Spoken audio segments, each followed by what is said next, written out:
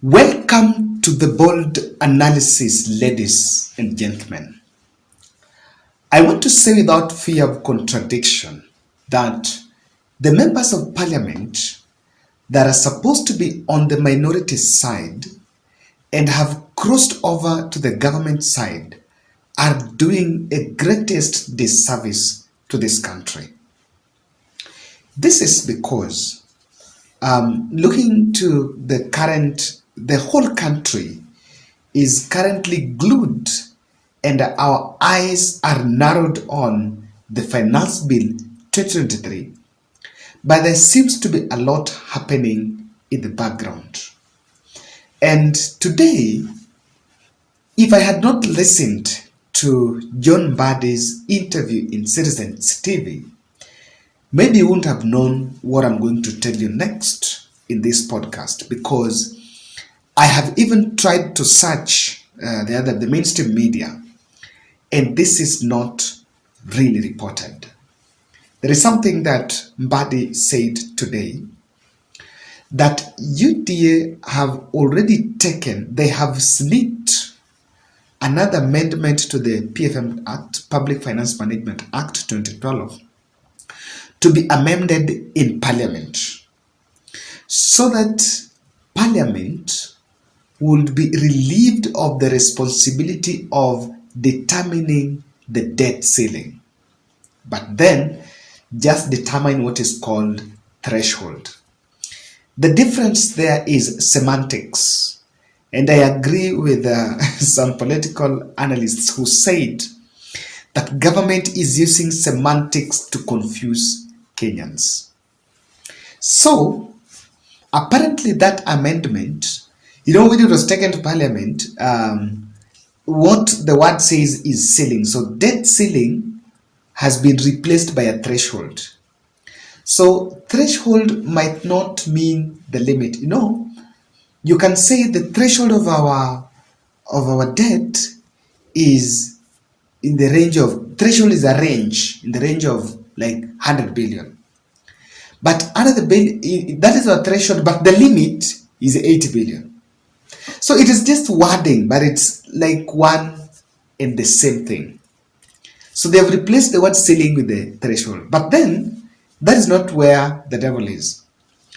The other clause is saying that when the cabinet secretary, and that one in reference to the Treasury, will not be able to maintain the public debt threshold, the cabinet shall be in a position, the Treasury shall be allowed to breach, or rather to break that debt ceiling and write to Parliament later explaining the cause of the breach and provide a time-bound remedial plan.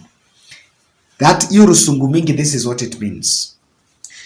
When the Treasury realizes that there is a need to go for loan beyond what Parliament has said, he will just go and pick the loan. They will just process the loan.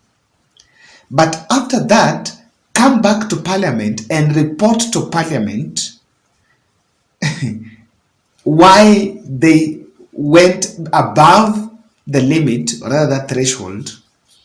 And accounting for that has never been a problem. So you need to know what has been happening in the past. Previously, the Parliament is supposed to approve before the government goes for any loan. The Parliament is supposed to approve.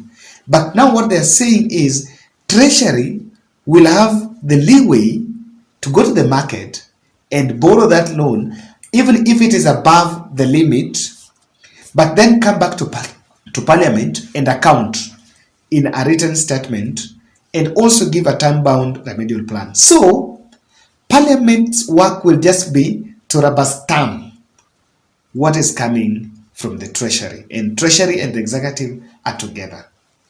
And remember, we've been having a long conversation in this country that one of the problems with our debts has been the National Assembly, because the National Assembly has been rubber stamping what is from the executive and raising the debt ceiling carelessly across the regime. Now, and I need to explain something to you here. The debt ceiling is now going to be under the discretion of Njuguna Ndung'u, Treasury. To make you understand better, William Ruto himself, with the Treasury, they will be making a decision about our debts. It will not go to Parliament. Parliament will just go to approve after everything is done. Now, Parliament is being relieved of that responsibility of debt ceiling. And what is worrying me here is this, and that is what I wanted to explain. I wanted to see. For those who have been constant followers of the Bold, and we pride ourselves in giving a very factual and concrete political podcast, giving concrete political podcast. And I think I may want to juggle your mind a bit. In our fiscal budget, we are looking at 2.8 trillion revenue allocation on revenue collection from carry. Then our budget is at 3.3 trillion. So we have a deficit of 500 billion. Deficit ni hiyo pesa tunahitaji sasa. If you subtract 3.3 trillion from 2.8 trillion, then it's around 500 billion. Now, that 500 billion is the money we are supposed to go and borrow. You know, there are only two sources of revenue for government. It's taxes or debts. So our debt is we are supposed to go and borrow 500 billion. But there is something I need to tell you. And that I got from Kwame. I think Kwame Owino mentioned about it. It really impressed me yesterday during the Citizen TV feature, the big conversation. That along the way, government always find itself needing more loans. Why?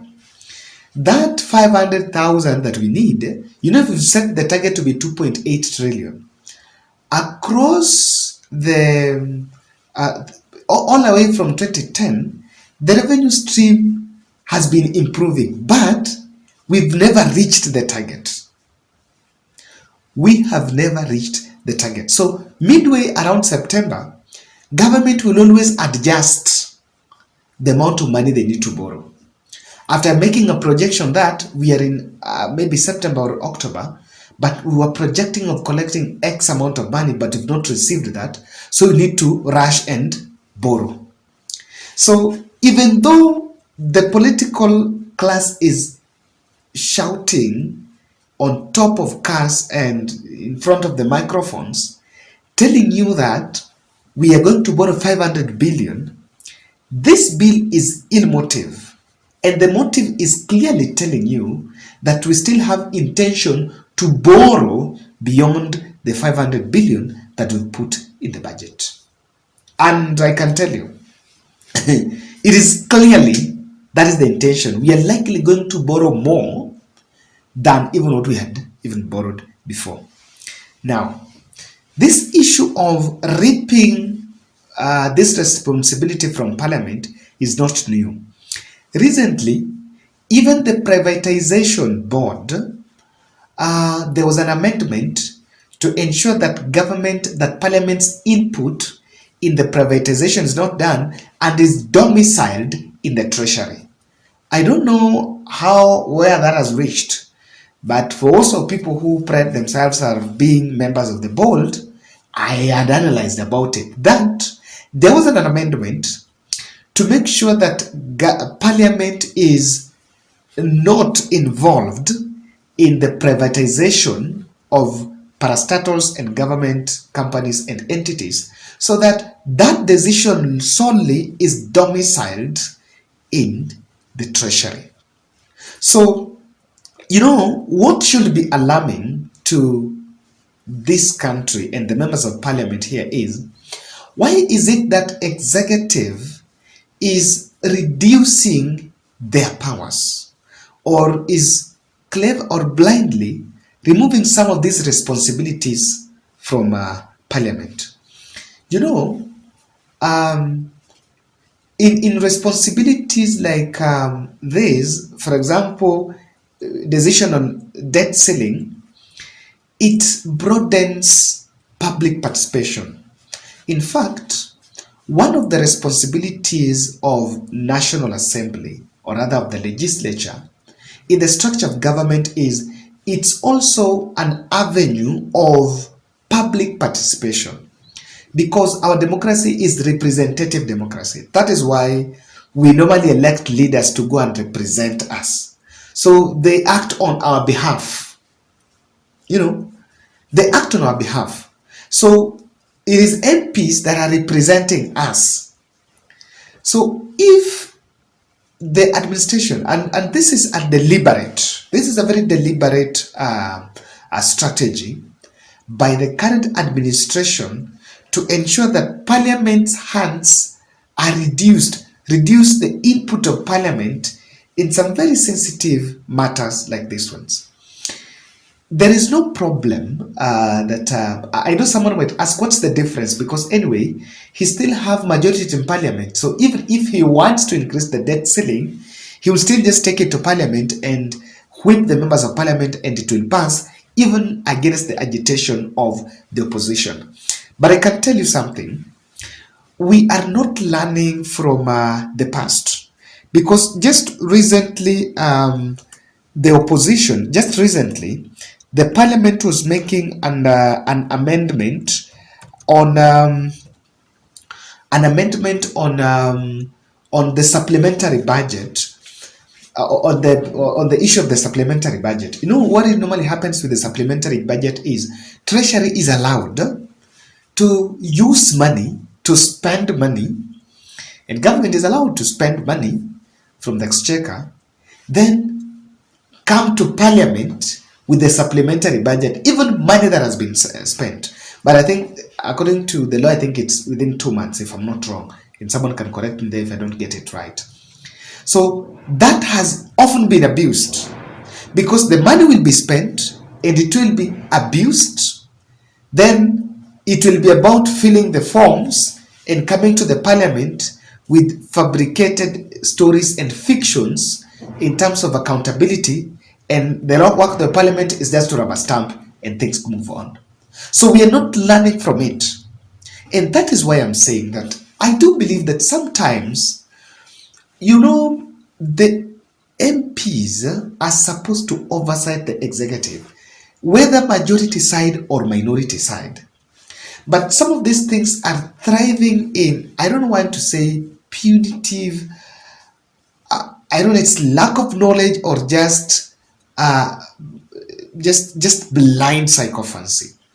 Because to some of these things, it might need those who are in power to call out the executive. And that's why I started this podcast by saying, those who are crossing over and giving President William Ruto that blind sycophancy are actually doing this country a disservice.